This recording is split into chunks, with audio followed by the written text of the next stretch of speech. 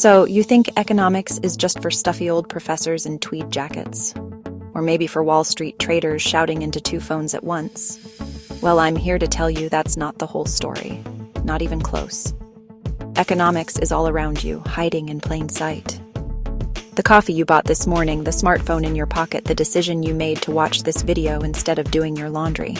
At its very heart, economics is the study of choices. It's about how people, you, me, your neighbors, entire countries make decisions when they can't have everything they want. It's a story about desire meeting reality and what happens next. Think about it. We all have endless wants. The latest video game, a trip to the beach, more free time, a fancy car, maybe a pet unicorn. But we live in a world with limited resources. There's only so much time in a day. There's only so much money in your bank account. There's only so much stuff on the planet. This fundamental problem, the gap between our unlimited wants and our limited resources, is what economists call scarcity. Scarcity is the starting point for all of economics. Because of scarcity, every choice you make means giving something else up. Decided to spend an hour scrolling through social media? That's an hour you can't spend studying, or sleeping, or learning to juggle.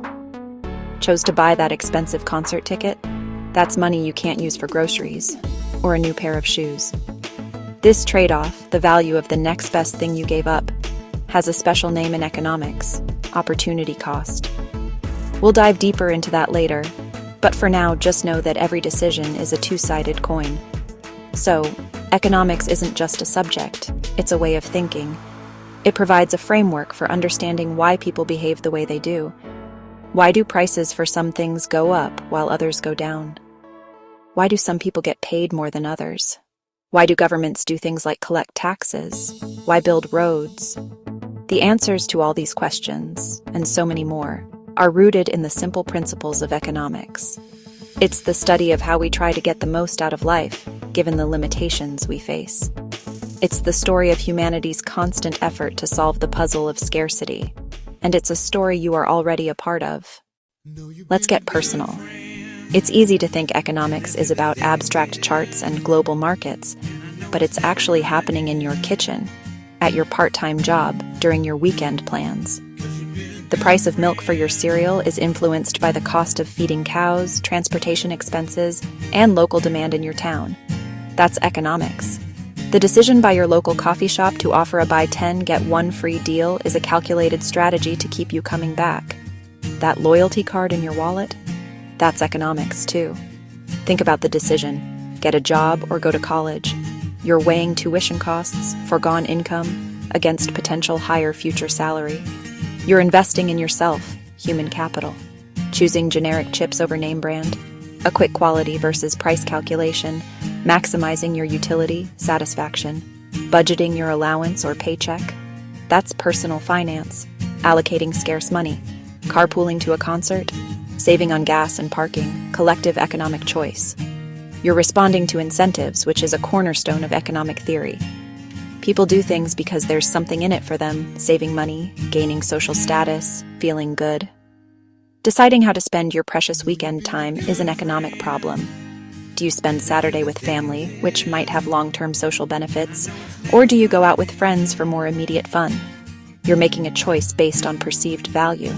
The entire gig economy, from food delivery drivers to freelance writers, is a massive, real-time example of economic principles at work, with supply, demand, and price all shifting dynamically based on who needs what and when. It's not just about money, it's about how we allocate our time, energy, and resources to live our lives. To really get a grip on economics, it's helpful to know that economists look at the world through two different lenses: a microscope and a telescope. These two views are called microeconomics and macroeconomics. Think of it like looking at a forest. You can use a microscope to study a single leaf in incredible detail, or use a telescope from a mountaintop to see the entire forest change with the seasons. Both views are essential to understanding the ecosystem. Microeconomics is the microscope. It focuses on small-scale decisions of individuals and businesses. What makes you decide to buy a certain brand of sneakers? How does a single company, like your local pizza place, decide how many pizzas to make and what price to charge? Why does a software engineer earn more than a cashier? Microeconomics studies interactions in specific markets: coffee, used cars, and local labor markets. Macroeconomics is the telescope. It zooms out to look at the economy as a whole. It looks at the combined effect of everyone's choices. Why do some countries grow fast while others stay poor? What causes inflation, where your money buys less than it used to? What is unemployment, and why does it rise or fall? It covers big concepts like gross domestic product, national debt, and the overall national growth rate. Here's the crucial part. Micro and macro are deeply connected. Macro trends result from millions of micro decisions. For example, inflation, macro, is shaped by pricing choices of millions of firms, micro. Unemployment, macro, depends on hiring and firing by firms and job-seeking choices by workers. You can't truly understand one without the other. Throughout our journey, we'll switch between these two lenses to get the full, rich picture of how the economy works. If you're enjoying this video, don't forget to subscribe, like, and share it with your friends. Okay, so economics is everywhere, and it has two viewpoints: big picture and small picture. But why should you care? What's in it for you? The answer is a lot. Understanding economics is like a secret decoder ring for the modern world. It lets you see hidden forces that shape your life, your community, and the world at large. It turns you from a passive passenger into an informed driver. Firstly, economics makes you better with your own money. Learn core concepts: scarcity, opportunity cost, incentives. Then you make deliberate choices about how you spend, save, and invest. You'll see why a savings account matters, especially with inflation. You'll spot economic strategies in deals and ads. Secondly, economics helps you understand the news and the world. Politicians debate taxes, trade deals, healthcare. That's economics. When unemployment rises or the stock market falls, you'll know what it likely means for the country and your family. You'll ask better questions and spot flawed arguments. That makes you a more informed voter and engaged citizen. Finally, studying economics trains critical thinking. It teaches you to see trade-offs, weigh costs and benefits, and anticipate unintended consequences.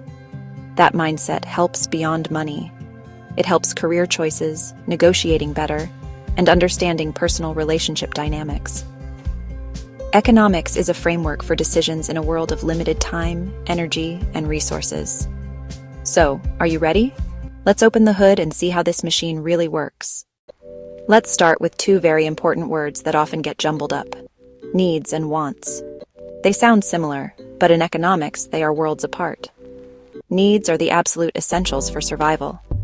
You need food to eat, water to drink, clothes to keep you warm, and some form of shelter to protect you from the elements. In the modern world, we might also add basic healthcare and education to this list. Wants, on the other hand, are the fun stuff. You don't need a smartphone. You don't need that specific brand of sneakers. You don't need a pineapple pizza, though some might debate that. Unlike needs, wants are basically infinite. As soon as you satisfy one want, like getting the latest video game, a new one pops up to take its place. Now that we've separated our needs from our wants, we arrive at the single most important concept in all of economics: scarcity. Scarcity is the fundamental economic problem of having seemingly unlimited human wants in a world of limited resources. It means there's just not enough stuff to go around for everyone to have everything they want. Resources include oil, lumber, clean water, but crucially, resources also include time, labor, skill. You want a new laptop, a vacation, a closet full of new clothes? You probably don't have enough money to buy all those things, and you definitely don't have enough time to do all those activities. That feeling of being pulled in different directions, of having to choose one thing over another, is the direct result of scarcity. A family has to decide whether to spend its savings on a new car or a home renovation. A company has to decide whether to invest in new machinery or hire more employees. A government has to decide whether to spend more on healthcare or national defense. It is the reason we have jobs. It is the reason we have markets. And it is the reason we have prices. Since scarcity forces us to choose, every decision we make comes with a hidden price tag. This isn't just the money you pay for something.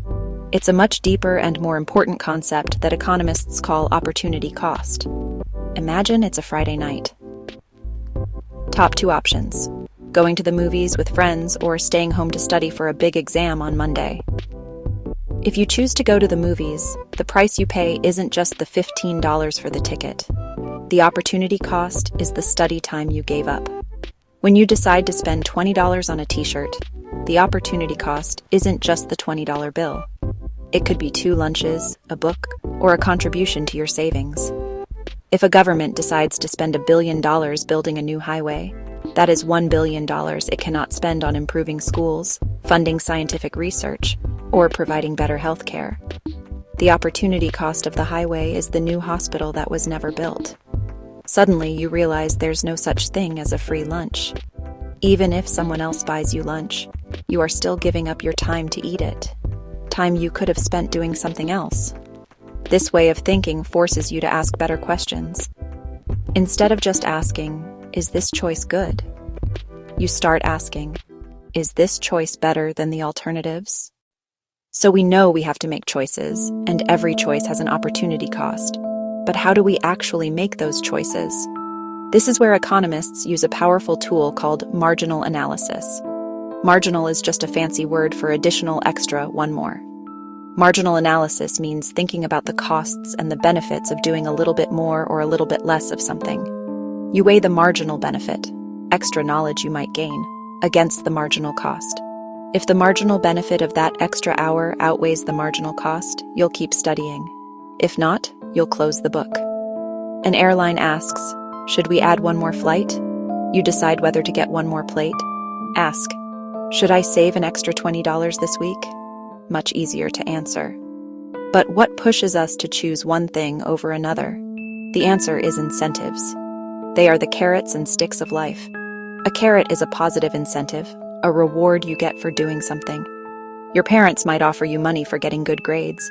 Your job pays you a salary to show up and work. A coffee shop's loyalty card. A stick is a negative incentive, a punishment you face if you do something. A parking ticket is a negative incentive.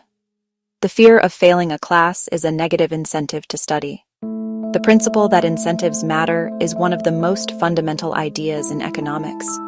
It explains so much about our world. Why do people work hard? Because of the incentive of a paycheck and potential promotion. Why do companies try to innovate and create better products? Because of the incentive of profit. Sometimes incentives can have unintended consequences. For example, if a city pays people for every rat they catch, it might accidentally create an incentive for people to start breeding rats.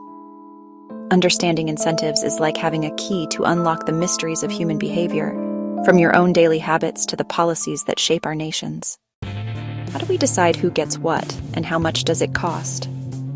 The answer lies in one of the most famous duos in economics, supply and demand. Demand is the side of the buyers. It's how much of something people are willing and able to buy.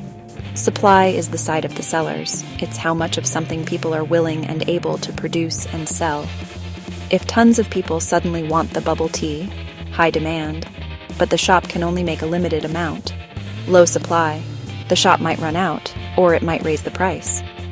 On the other hand, if the shop makes a huge batch of a new weird flavor that nobody wants, they'll have a lot of bubble tea left over.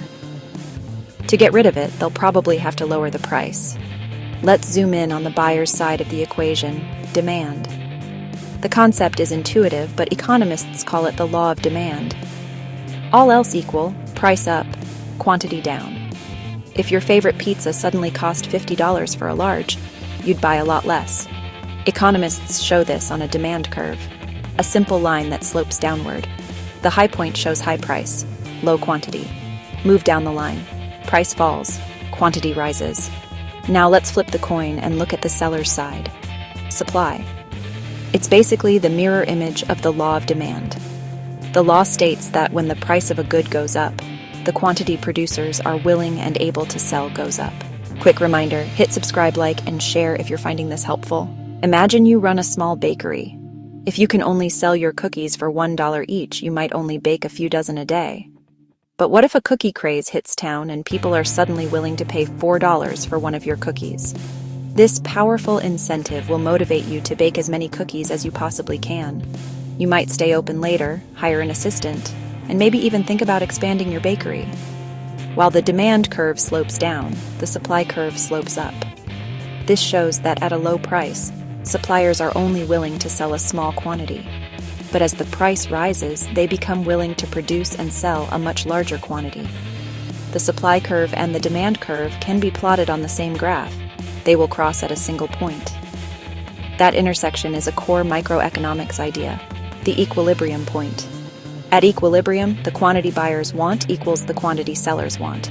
The market is cleared, no angry customers, no unsold goods. Say the shop charges $7 and above equilibrium. Law of demand. At this higher price, fewer people will want to buy. This creates a surplus, excess supply. To get rid of this surplus, the shop has a powerful incentive to do what? Lower the price. Now the opposite, price at $3, below equilibrium. At this bargain price, tons of people want to buy. This creates a shortage, excess demand. That signals to the shop they could charge more. They have an incentive to raise the price. This invisible hand of the market is constantly pushing prices toward this natural balancing point. The equilibrium price we just found isn't set in stone forever. It's more like a moving target. If a famous influencer posts a video about how amazing bubble tea is, demand will surge. This shifts demand to the right. A new equilibrium will form at a higher price and higher quantity. Technology is another factor. A new, faster bubble tea machine doubles output. Supply shifts right. That leads to a lower equilibrium price and higher quantity. When you hear on the news that the price of oil is going up, you can now think like an economist. Is it because of a surge in demand from a growing economy? Or is it because of a disruption in supply? Imagine a world without money. Let's say you're a skilled chicken farmer and you want a new pair of shoes. You'd have to find a shoemaker who also happens to be in the mood for some chickens right now. The main problem with barter is what economists call the double coincidence of wants. What if the shoemaker wants bread instead? Now you have to go find a baker who wants chickens, trade your chickens for bread, and then go back to the shoemaker to trade that bread for shoes. To solve these massive problems, humanity came up with one of its most important inventions: money. Money acts as an intermediary. You can sell your chickens to anyone who wants them for an agreed-upon amount of money. Then you can take that money to the shoemaker and buy the shoes you want. But for something to work well as money, it has to do 3 specific jobs: medium of exchange, unit of account, store of value. Most money isn't physical cash. It exists as digital entries in banks' computer systems. Commercial banks actually create it. It starts when you deposit cash into a bank. The bank doesn't lock it in a vault. By law, they keep only a fraction on hand. The reserve requirement. If the reserve is 10%, the bank holds $100. The other $900 can be lent out to someone. That loan is where new money is born. You still have your $1,000 deposit, and the business owner now has $900 to spend. Money supply rises to $1,900. The cycle, the money multiplier effect, repeats. Banks can take an initial cash deposit and multiply it into far more digital money that fuels the economy. Who controls the overall supply of money? This job belongs to the central bank. In the US, it's the Federal Reserve, the Fed. It uses monetary policy, powerful tools to manage money. One main tool, the reserve requirement. Another common tool, influencing interest rates. If growth is too fast and inflation threatens, the Fed raises rates. If the economy is sluggish, the Fed lowers rates. When the Fed raises rates, your mortgage might go up, but the interest on your savings might rise too. How do we know if a whole country's economy is doing well? That number is called the Gross Domestic Product, or GDP. GDP is the total market value of all final goods and services produced within a country's borders in a specific period of time. A rising GDP generally means the economy is healthy. Businesses are producing more, which usually means they are hiring more workers and people's incomes are rising. A falling GDP, on the other hand, signals a recession, a period of economic decline where production falls and unemployment often rises. Have you ever heard your grandparents talk about how a candy bar used to cost a nickel? That phenomenon is called inflation. Inflation is the rate at which the general level of prices for goods and services is rising, and as a result, the purchasing power of currency is falling. One type is called demand-pull inflation. This happens when there is, well, too much money chasing too few goods. Another type is called cost-push inflation. This occurs when the costs to produce goods go up. High inflation is dangerous. It erodes people's savings, especially hurting those on fixed incomes like retirees. And in extreme cases, known as hyperinflation, it can cause the value of money to collapse entirely. The third major indicator of an economy's health is the unemployment rate. To be counted as unemployed, a person has to meet specific criteria. A full-time student, a retired person, a stay-at-home parent are not part of the labor force. The first is frictional unemployment. The more worrying kind is cyclical unemployment. Another type, structural unemployment, happens when there's a mismatch between the skills workers have and the skills employers need. GDP, inflation, and unemployment tend to move in a somewhat predictable pattern that economists call the business cycle. During an expansion, the economy is growing. Real GDP is rising, businesses are investing and hiring, unemployment rate is typically falling. After the peak, the cycle enters a contraction or recession. Real GDP starts to fall. Businesses cut back on production and investment. They lay off workers, causing unemployment to rise. The trough is the bottom of the cycle. It marks the point where things begin to turn around, and a new phase of expansion, often called a recovery, begins. There's another major player on the field that we can't ignore: the government. One fundamental role of government is to establish and enforce the rules of the game. They enforce contracts. They protect private property rights. They prosecute fraud and theft. Governments also provide public goods that private markets often won't. A classic example, a lighthouse. Other public goods include national defense, clean air. Finally, governments correct externalities. A classic negative externality is pollution. The government can impose regulations or taxes on pollution. Conversely, governments may subsidize positive externalities like education. One of the most direct ways the government influences the economy is through its budget decisions, a tool known as fiscal policy. When the economy is in a recession, the government might decide to engage in expansionary fiscal policy. This means it increases its spending. This spending directly creates jobs, pumping money and activity back into a sluggish economy. If the economy is overheating and inflation is becoming a problem, the government might use contractionary fiscal policy. It could raise taxes. This leaves people and businesses with less money to spend, which reduces overall demand. In practice, however, it's complicated by politics and timing. It can take a long time for Congress to agree, and increasing spending and cutting taxes during a recession can lead to a budget deficit. The government wields another powerful tool for shaping the economy: regulation. They are the official rulebook for the market. Governments play a crucial role in managing international trade. One of the main tools of protectionism is the tariff. A tariff is simply a tax placed on imported goods. The alternative to protectionism is free trade, which is promoted through international agreements and treaties. This specialization leads to greater overall production and lower prices for consumers. They must weigh the broad benefits of free trade, such as lower consumer prices, against the concentrated costs, such as job losses in specific industries that face stiff foreign competition. We have traveled a long way on this crash course. At its very core, you've learned that economics is the study of choice in a world of scarcity. We ventured into the bustling marketplace and demystified its core mechanism: supply and demand. We then uncovered the magic of money. Finally, we armed you with the language to understand the economic news. Armed with these new concepts, you have gained a new way of seeing the world. It's like putting on a special pair of glasses that reveals the hidden forces. You can look at the price of avocados and wonder if a drought in a faraway country has shifted the supply curve to the left, or if a new health trend has shifted the demand curve to the right. The choice between taking on a student loan for a college degree is an investment decision in your own human capital. When you create a budget, you are actively managing scarcity. This 30-minute crash course has been just that, a crash course. The journey of exploration has just begun. If you found the dance of supply and demand interesting, you might want to dive into price theory. If the creation of money by banks caught your attention, delve into finance.